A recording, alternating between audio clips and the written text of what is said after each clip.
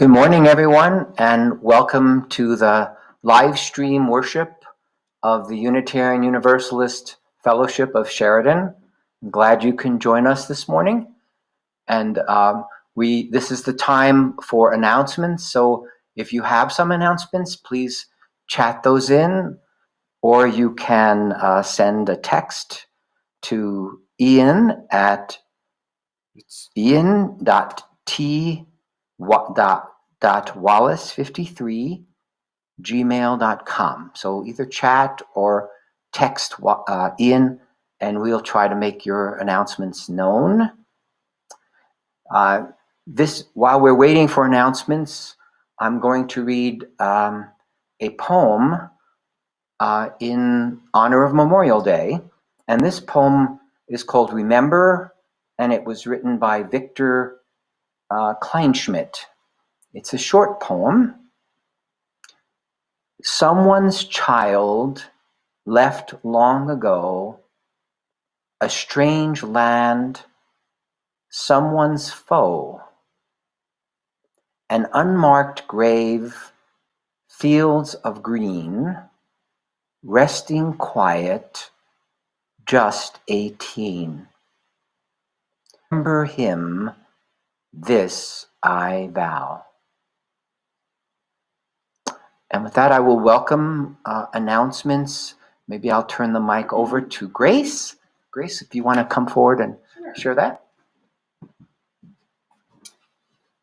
So far, I don't see any new announcements coming in, but I know that, as has been true the last couple of weeks, there is a Zoom coffee hour meetup. So encourage everyone to participate in that. There's a link at the bottom of the order of service for that. Great. There's a link at the bottom of this for that. And I already see some concerns and joys coming in. That's great. That's the next thing that's coming up. So you can be sending those in.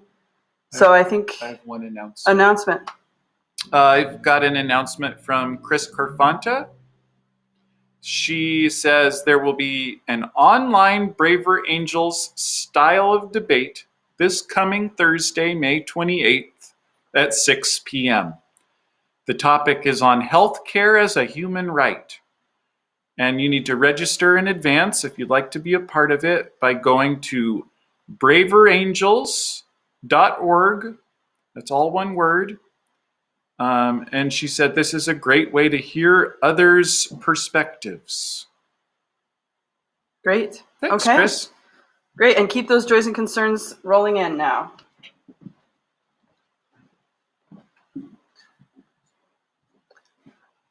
I apologize that I forgot to introduce myself and the other members of the team here this morning. My name is Victor Asher, and I am the chair of the worship committee. And along with me this morning, helping with the service, are Ian Wallace and Grace Cannon. And thank you both for being here. This month's theme is mystery.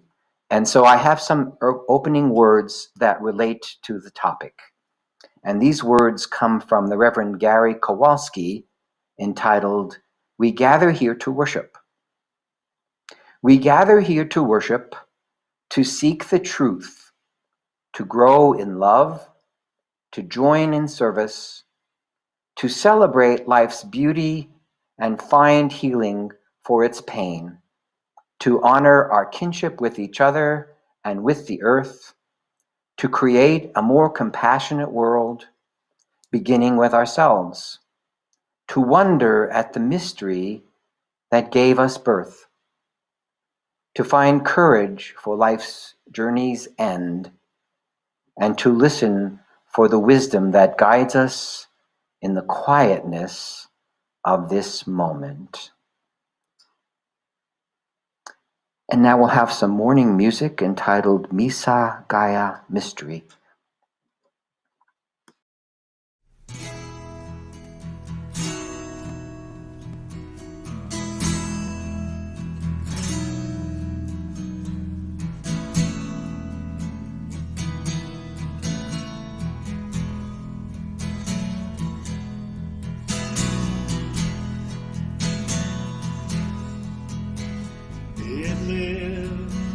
In the seed of a tree as it grows, can hear it if you listen to the wind as it blows. It's there in the river as it flows into the sea. It's the sound in the soul of one becoming free.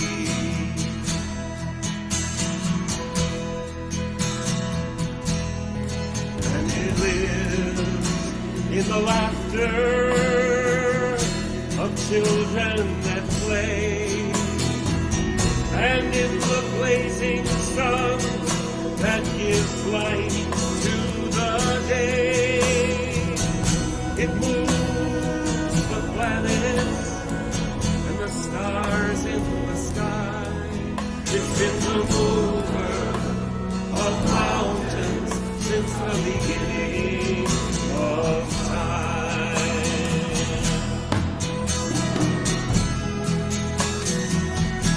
Oh, mystery, you are alive. I feel you all around. You are the fire in my heart. You are the holy sound. You are all life, and it is to you that I sing. Oh, grant that I may feel you always in everything. Oh, grant that I may feel you always in everything.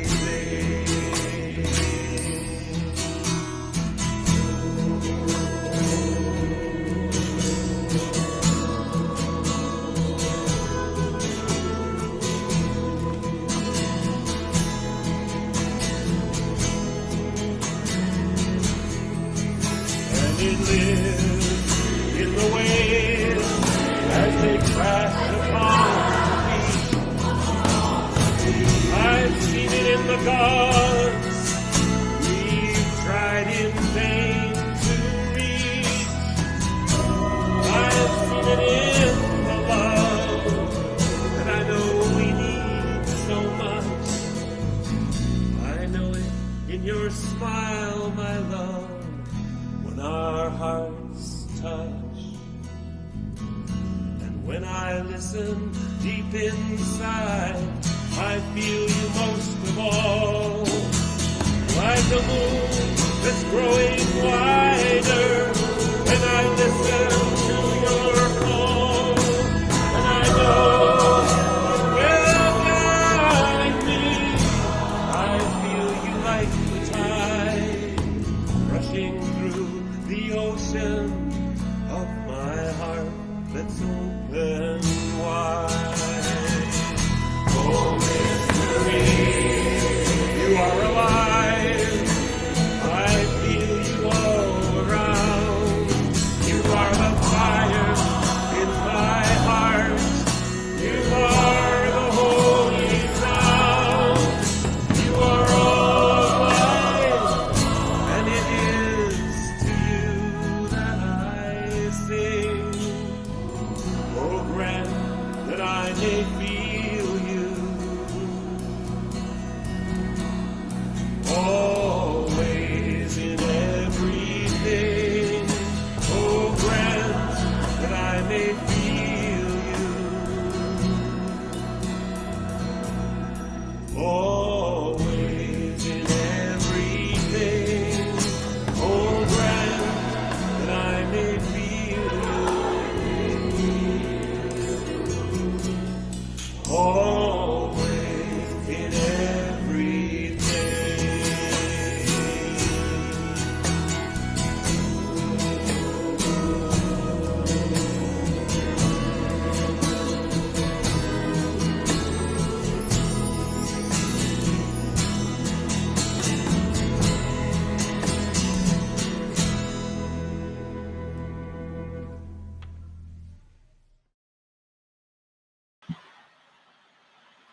Welcome back, everyone. Couple of announcements rolled in while we were having our morning music. So Sue says there's a corrected link from Sue for the Zoom link. So check your email for the new link. And then there was another one, right, Ian? Bill Bradshaw is letting us know that if you are noticing a black pickup truck in front of the building here on Brundage, that it is people who are working on the building. So no need to have concern. That black pickup truck is supposed to be here. That's great. Okay, and now it is time to do the chalice lighting. So I will read. Thank you, Victor. That's wonderful. Great. Blessed is the fire that burns deep in the soul. It is the flame of the human spirit, touched into being by the mystery of life. It is the fire of reason, the fire of compassion, the fire of community, the fire of justice, the fire of faith. It is the fire of love burning deep in the human heart, the divine glow in every life.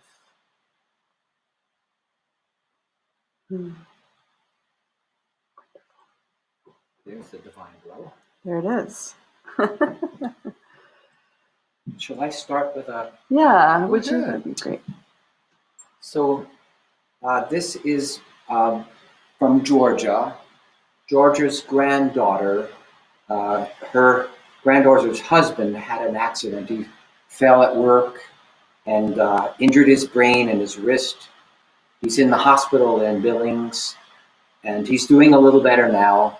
But Georgia asks in the language of the Quakers to hold him and her, and I would add Georgia, in the light. Yes. Thank you, Victor. All right, and let's see. I have. I'm going to light a candle for Sue. Concern. She has a concern for a hurdle in Maja's return move to Virginia. Light a candle.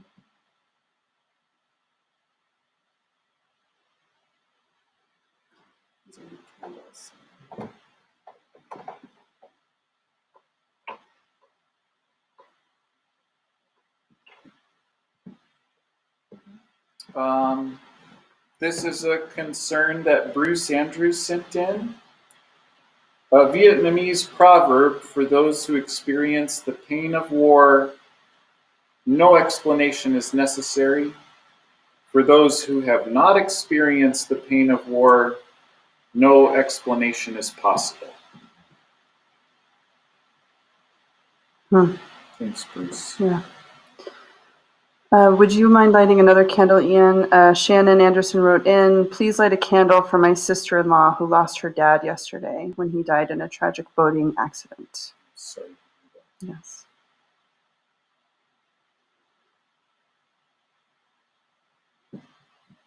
Heidi has written in. She has a joy to share. Thank you.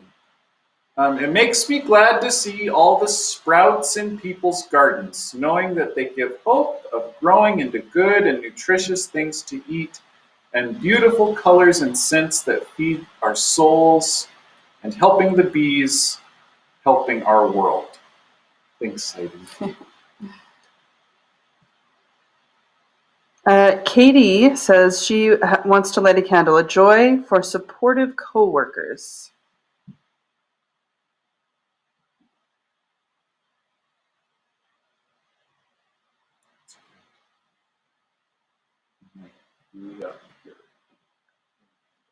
Great.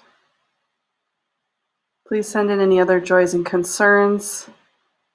Once you do that, wow, look at that go. Will you light a candle for me, Ian? I'll just say a joy, an unexpected visit from my sister, which was really nice to be able to see her.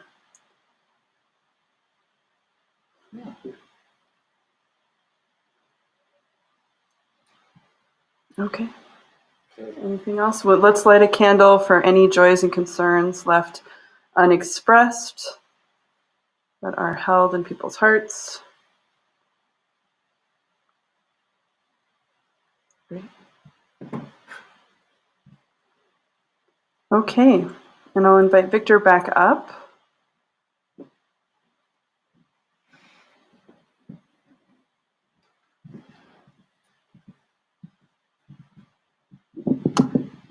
So we won't be having a story this morning after all, but I do have a reading for meditation. And following this reading, we'll have a moment of silence. Following that, we'll sing Spirit of Life together. So this meditation is entitled Freedom to Doubt, and it's by the Reverend Paul Stefan Dodenoff. The freedom to doubt, to question, to be content to live in mystery is central to the liberal religious tradition. Like the process of evolution itself, the path that we follow, our practice, is not easy or simple. It isn't without its dead ends or disappointments. It doesn't guarantee that all of our conclusions will be final or that we will ever find an answer to all our questions. But also, like the process of evolution, it is filled with great expressions of beauty and awe that are sometimes born of great struggle and at other times come as unexpected grace.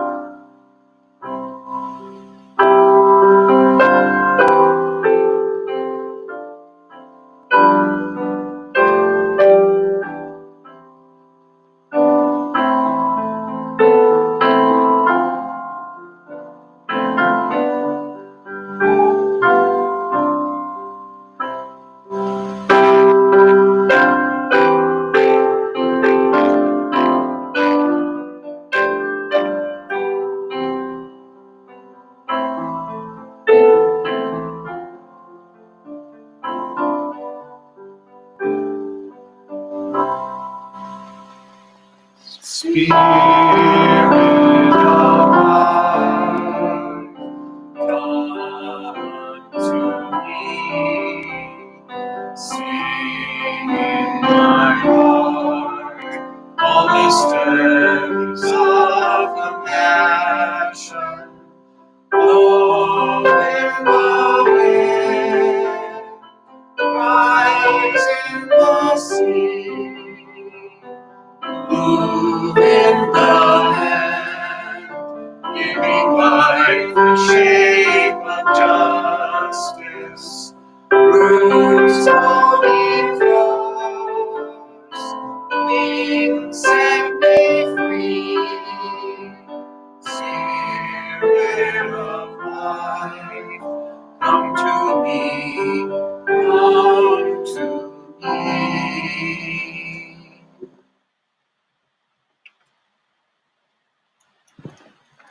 I had a feeling when I read the meditation that it really said everything I needed to say, so you may not need to listen. Are if we you... good?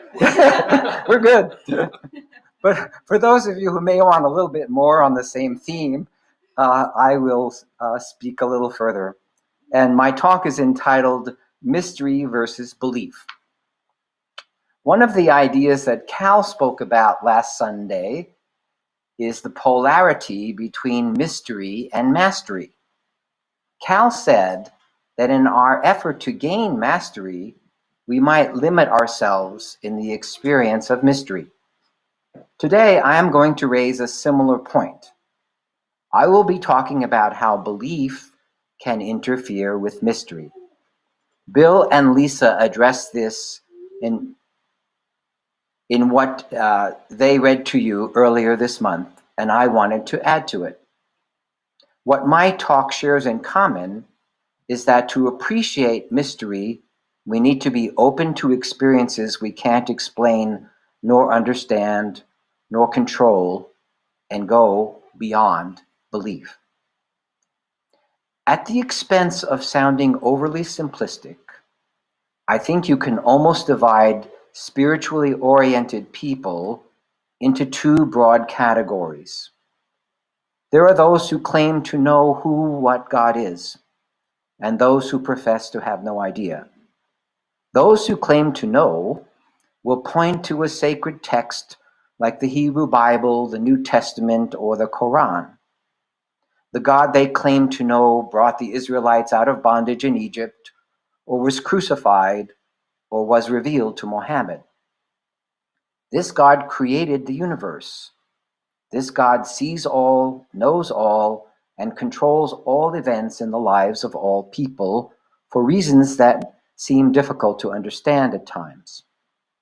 As an example, when I spoke by phone recently with my brother Morris, who lives in the New York City area, he opined that God had caused the coronavirus to spread for a reason, although he could not say what the reason was. In the same breath, he talked about the death of several people in his community. To him, there may be mysteries about why God operates as he does in the world, but no doubt about who God is. I did not want to challenge him by asking the obvious question: why would God cause a virus to spread across the world, resulting in the death of hundreds of thousands of innocent people? Morris prays to his God 3 times a day and says numerous blessings each day as well. I am sure that most of us know people who are similarly convinced about and devoted to a God like this. To live with doubt that an omnipotent being controls the universe is intolerable to many who hold strong beliefs about the existence of a personal God. Eric Fromm said, and I quote, "To some people, return to religion is the answer, not as an act of faith, but in order to escape an intolerable doubt. They make this decision not out of devotion, but in search of security." End quote. Many of these same believers fear condemnation to an afterlife of hell for the failure to believe. Another group, I'll call them non-believers or agnostics, is the group in which I would include most UUs and myself. This group has more questions than answers. Members of this group would probably describe themselves as spiritual but not religious. We do not resonate well with dogma. Phrases such as, "He died on the cross for your sins," or "Believe in me and you shall be saved," do not inspire spirituality or religious devotion. In place of dogmatic belief, many in this group have a deep appreciation for mystery. Referring to the sacred dimension of life as a mystery provides a frame in which to explore some of the ultimate questions for ourselves. We may not have a definitive answer to such questions as, "Why am I here?" or "Why are we here?" But we find spiritual value and meaning in the process of asking the questions and seeking for answers. We in this group are open to explore the mystery. In fact, if we already believe we know the answers to the big questions of life, why would we be open to mystery and wonder?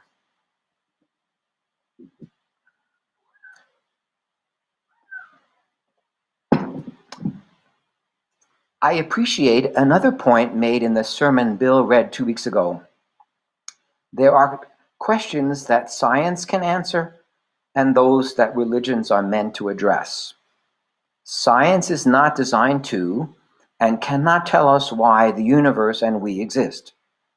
Religions can offer answers to such questions in the form of speculation. In other words, at their best, religions cannot prove who made the universe or why, but religions can give some speculations and encouragement that help us to live more meaningful lives.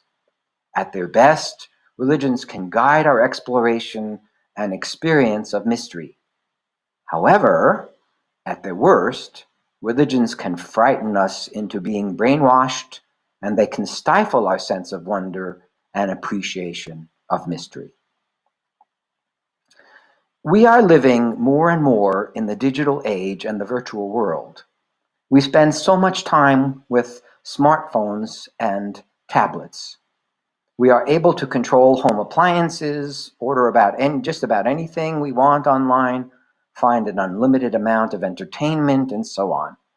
The digital age allows us to connect with others when we can't be together physically, as is the case right now. We can cause many things to happen instantly by the touch of the finger, or the click of a mouse, or a voice command. I wonder if all this convenience and instant gratification has caused us to lose our capacity to wonder and appreciate mystery. Have we traded the natural world for virtual reality? And with that, have we also lost our capacity to appreciate the mysteries and surprises of the natural world? If so, that would be a terrible loss.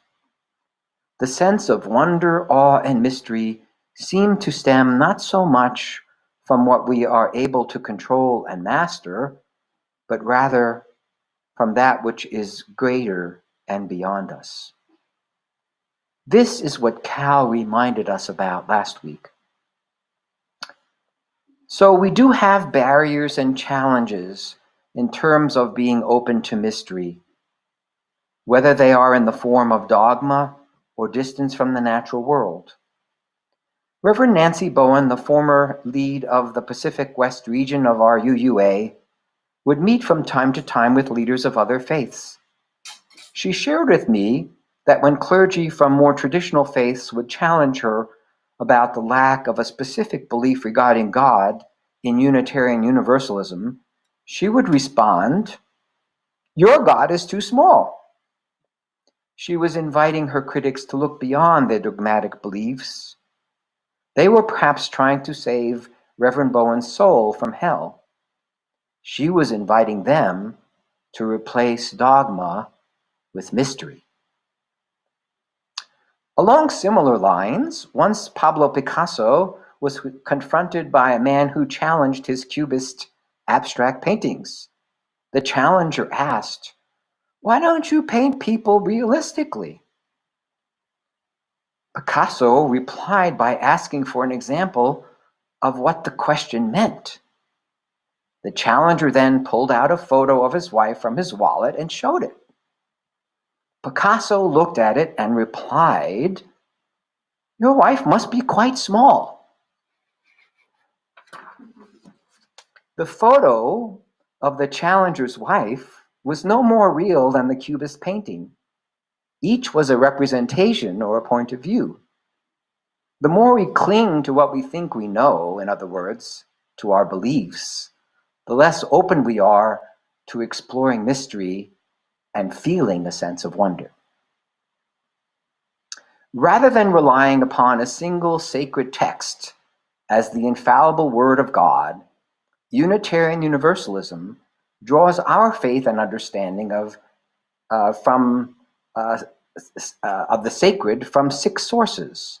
The first of the 6, and maybe the most important, is, quote, direct experience of that transcending mystery and wonder affirmed in all cultures, which moves us to a renewal of the spirit and an openness to the forces which create and uphold life." End quote. Perhaps more important to us than any text or other source is our own experience of the transcendent. The affirmation of this source of faith is one of the main reasons why I am a UU rather than an Orthodox Jew like my brother Morris. I also draw upon our fourth UU principle, affirming a free and responsible search for truth and meaning. The UU tradition means to me we don't take matters of faith just based on authority. We do our own experiencing and reflecting, and we draw our own conclusions.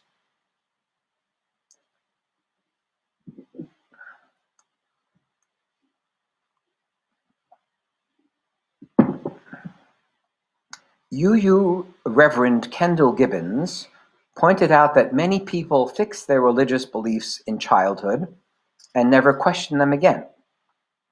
This is partly the result of religious education programs that seek to indoctrinate children in order that they stay committed to the religion they were born into. As children grow and develop intellectually, socially, and emotionally, should they not also grow spiritually? When we explore and question what we were given to believe as children, we expand our imagination about the ultimate questions of life. We may come to doubt all that we once held as true, in the words of Paul Simon. When we do, we open ourselves anew to mystery and wonder. Many of us in the UU tradition find that we have more questions than answers. We may also find that the answers we were given as children to the ultimate questions, such as where the universe and where we humans came from, do not satisfy us as adults if we are open to exploration. Gibbons also says that our sense of meaning and spirituality grows out of experiences of transcendence rather than from reading sacred texts or checking with Google, I would add. The 19th century UU-oriented transcendentalists encouraged the path of experience of nature as a source of spiritual awareness and openness to mystery and wonder. Like many people, my wife Janet and I enjoy mystery movies and miniseries. We are usually seduced by the red herring, suspecting the obvious character placed in the plot as a distraction. In doing so, we overlook the unobvious but actual culprit. I find it satisfying to learn the solution to the mystery story, even if we were wrong in our guess. I like the idea that I can be easily fooled and misled, and that things are not always as they seem to be.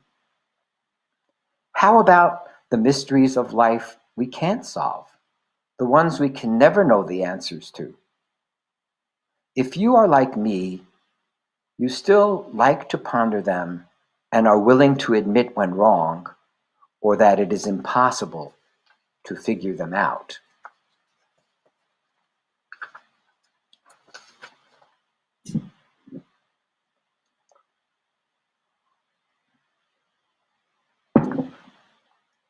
In preparing this talk on mystery, I came across a book my sister-in-law gave me as a gift several years ago and never got around to reading.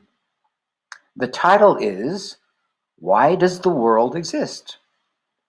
I was happy to find it because it is so germane to this month's theme of mystery. It was written by Jim Holt, who writes for the New Yorker magazine and the New York Times. The first chapter of the book is entitled, so appropriately for this month's theme, Confronting the Mystery. Holt talks about being plagued from his teen years and throughout his life with the question of existence. As a teen, he checked out of his library the impossibly difficult text, Being and Time, by the philosopher Martin Heidegger. Most teens would never attempt to read it, and very few adults. So I think that says something about the man. Holt's lifetime quest was the inspiration for his own book. He says there are about 3, perhaps 4 possible ways to approach the answer of why we do exist. One answer comes from traditional religions. The world exists because God made it. This is the answer for believers. God, being eternal and all-powerful, is capable of making something out of nothing. For those who accept this answer, there is no mystery. The problem is solved. Some will point to the book of Genesis and take the creation story quite literally. Now I'm going to take a little aside and talk a little bit about that story. Not every Bible reader takes that text literally. Many students of the Bible read the creation story not as a literal expression of the world, of the origin of the world, but instead as an allegory or a myth intended to inspire a sense of wonder, and I believe mystery. That is the way I like to approach the Genesis creation account. I would invite you to read it yourself again, as if for the first time, as an allegory. I can picture an awestruck individual living in the Middle East 4,000 years ago, pondering the mystery of existence and inspired to write this story as an expression of that experience. The dimensions that inspired the author include the polarities of creator versus creation, light versus darkness, order versus chaos, living versus inanimate things, creative action versus rest, and humans versus the rest of creation.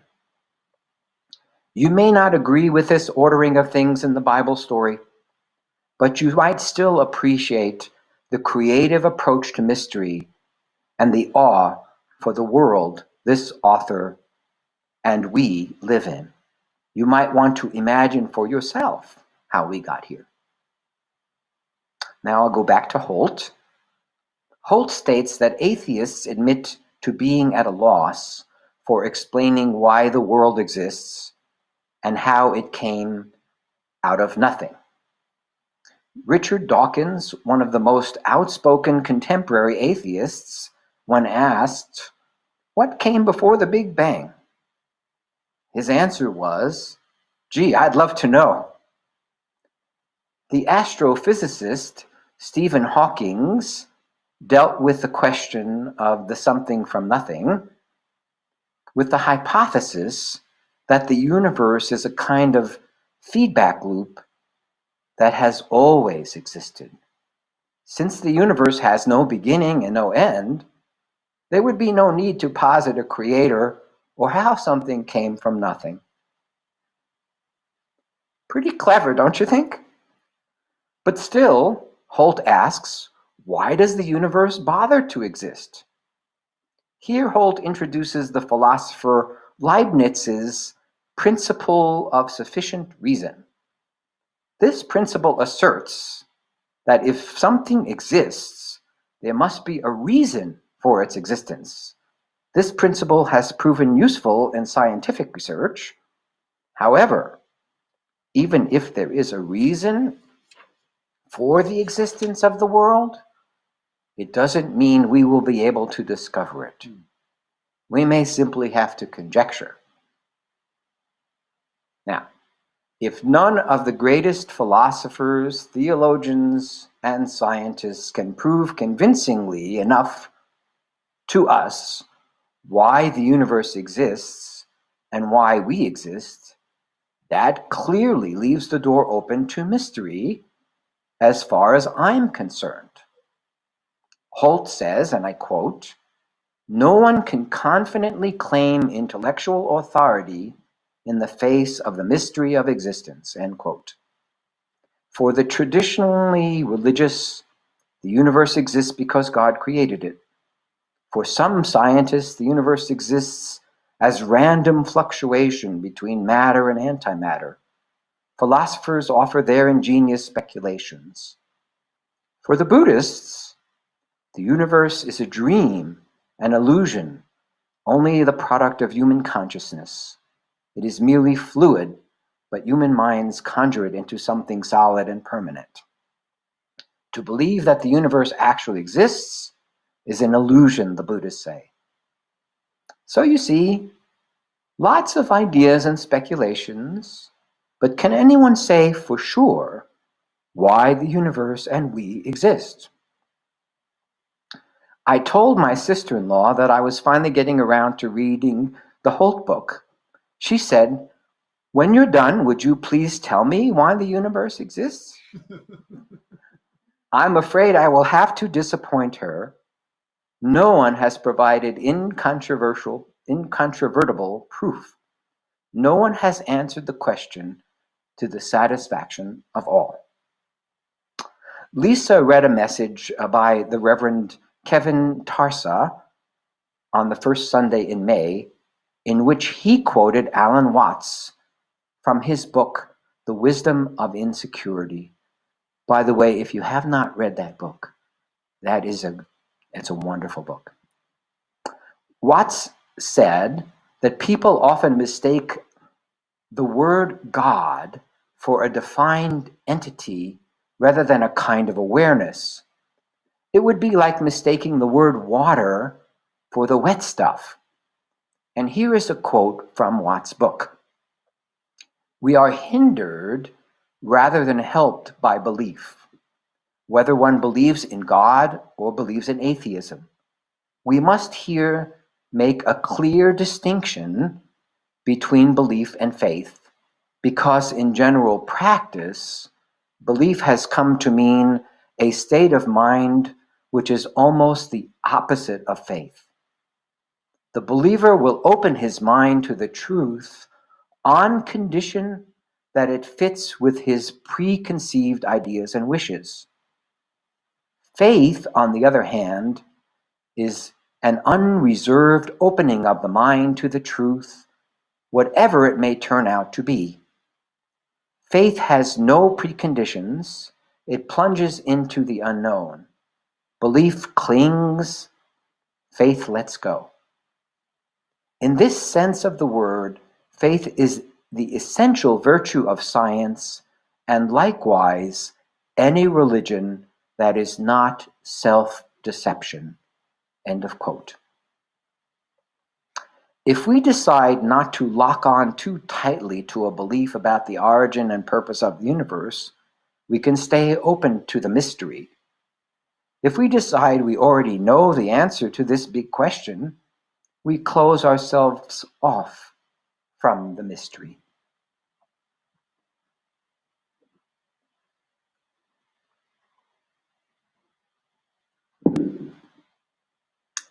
Bill Moyers commented to Joseph Campbell in The Power of Myth about the purpose of myth. Here is what Moyers said and how Campbell replied. Moyers: "Myths are stories of our search through the ages for truth, for meaning, for significance. We all need help in our passages from birth to life and then to death.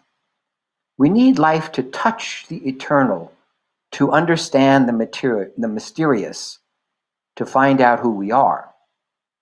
Campbell replies, "People say that what we're all seeking is a meaning for life. I don't think that is what we're really seeking. I think that what we are really seeking is the experience of being alive so that our lives on a physical plane have resonances within our innermost being and reality, so that we actually feel the rapture of being alive." End quote. My sense is that if we don't welcome the mysterious, we are not likely to experience the rapture of being alive. Rather, I think we encounter this rapture by being humble and courageous and admitting that we don't know the answers to the big questions. Also, if we take Bible stories and other myths as allegories that point us to the rapture of being alive, rather than as literal truth, they are more likely to guide us in this adventure. As a child, I was taught to be afraid of punishment in hell for being sinful. I was taught I had to believe in the literal word of the Bible, including that God created the world in precisely 6 days.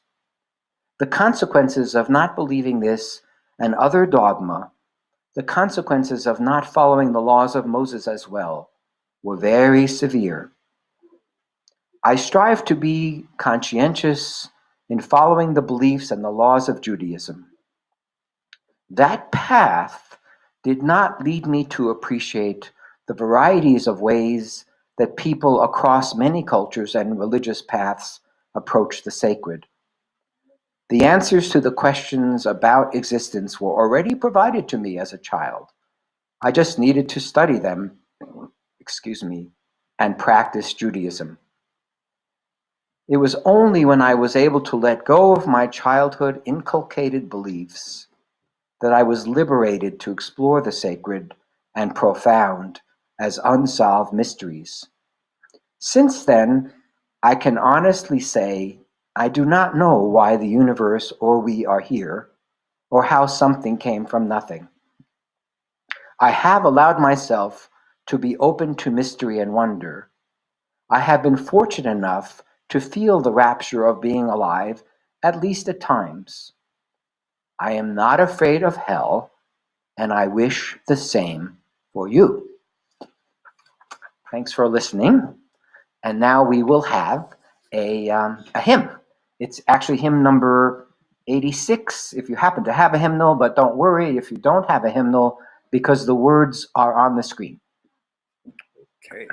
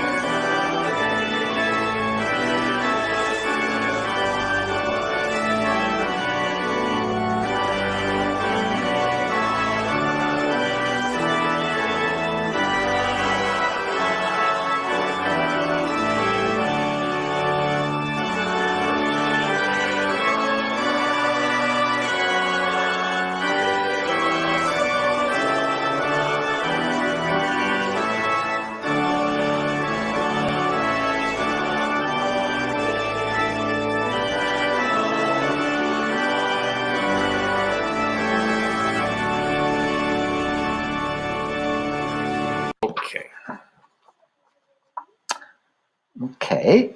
In closing, I will read Remembering the Universe is So Much Larger by the Reverend Marjorie Newland Lemming. Remembering that the universe is so much larger than our ability to comprehend, let us go forth from this time together with the resolve to stop trying to reduce the incomprehensible to our own petty expectations, so that wonder, that sense of what is sacred, can find space to open up in our minds and illuminate our lives. And now we'll invite those of you that have comments or questions to feel free to chat them in or to text Ian. Great. We have a comment already here. Chris Corfanta says, "Thank you, Victor. I love how you tied the others' presentations into yours. Also, the statement of feeling the rapture of being alive captivates me." Well, thank Joseph Campbell for that one, right? Yeah. Everybody needs to feel the rapture of being alive. Yeah. And do you agree, Chris, that the rapture of being alive is associated with a sense of wonder and mystery? Or do you not? Do you have any other comments, Ian? I've just got a thought. Well, I've got too many thoughts, so I try to prune it down here.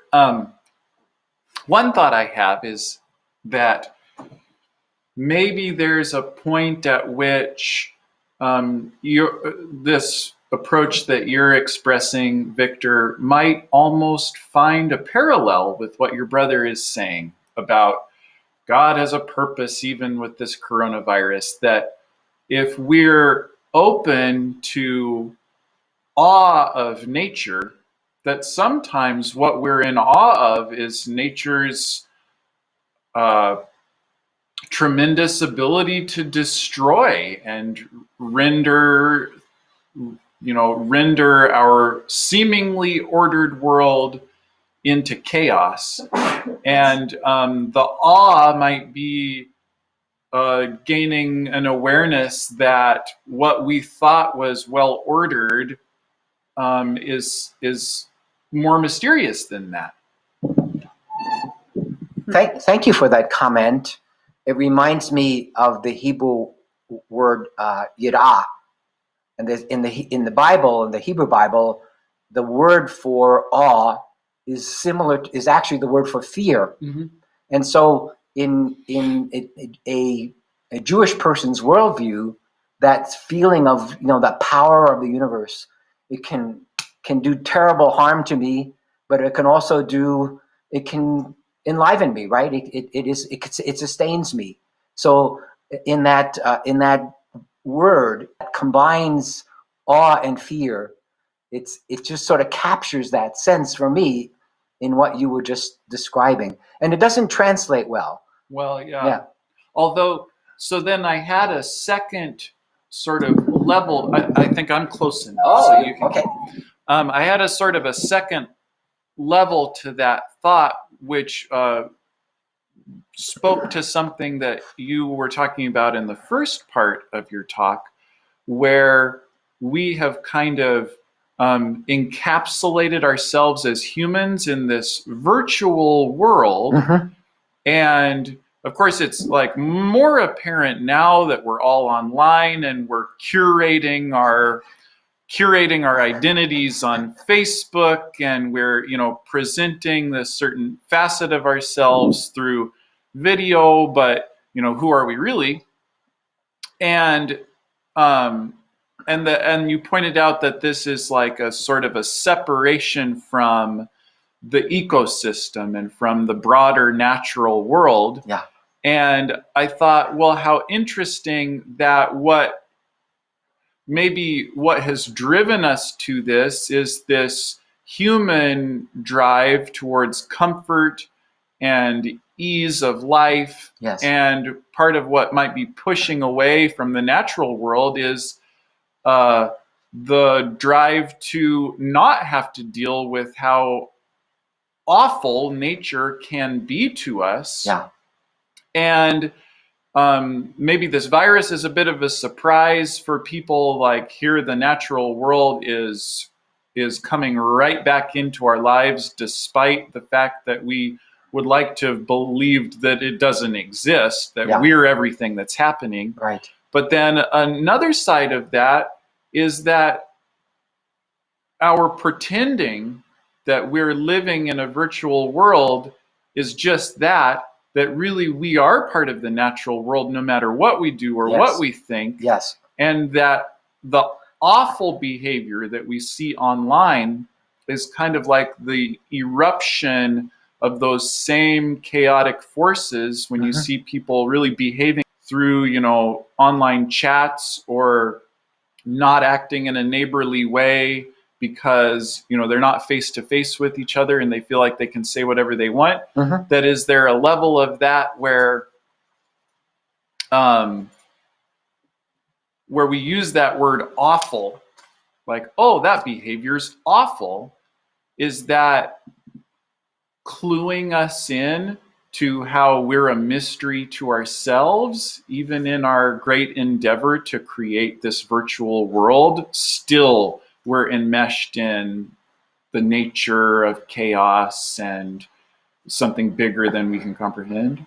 That's an awfully large question, Ian, but I'll attempt to grab onto a couple of parts of it. But so one comment I have is that, this awful behavior that people engage in, people, we have to remember, are part of nature.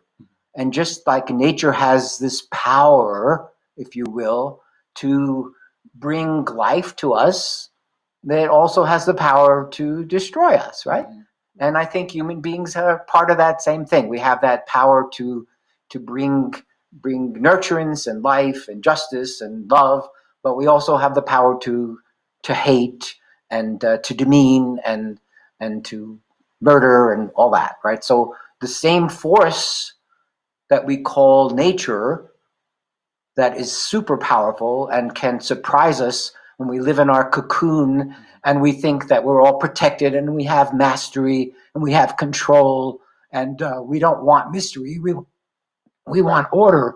We want predictability. We want security. Right. And so we create this world for us that we think we have that. Just like, we might build a big dam to protect us from the flood, but guess what? Like the people in that city in North Dakota, or whatever that was, or was Minnesota. Thank you. Yeah, where that 2 dams, blew away. So so our best efforts are often overcome by forces that are beyond us. So whether we like it or not, we get reminded that. So that's a partial answer. I know I didn't get it all of what you were elaborating. No, I think it's fascinating, and thank you for your talk. It's really absolutely. Yeah. And to go back, Chris, in answer to the question you posed to her, says yes, she agrees, and being in nature really helps. Yeah. So that bewilderment. Okay. Yeah. So there being no other comments or questions, we will close with extinguishing the chalice. And before we do so, again, reminder that if you would like to participate in fellowship via Zoom, make sure to check for the new link in a new email from Sue. And I realized I did not post the Tithely link into this. Oh, and thank you. And is it on the? It is.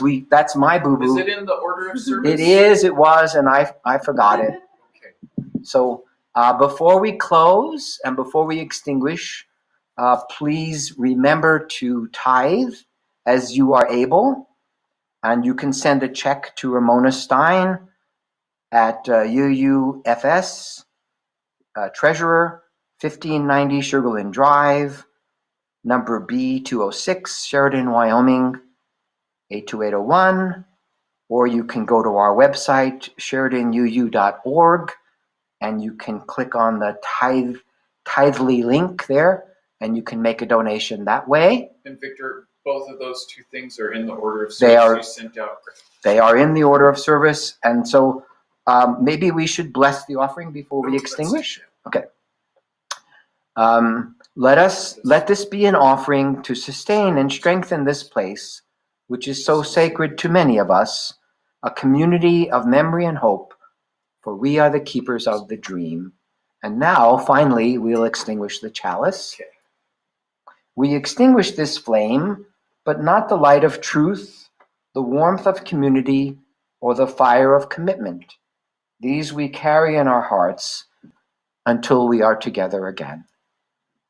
And so we'll have one more service next Sunday, perhaps on mystery. It'll be a mystery what it is, but Janet will be the one presenting it. And until then, have a good week, everybody. Stay safe, stay healthy, and we'll look forward to being together in person again.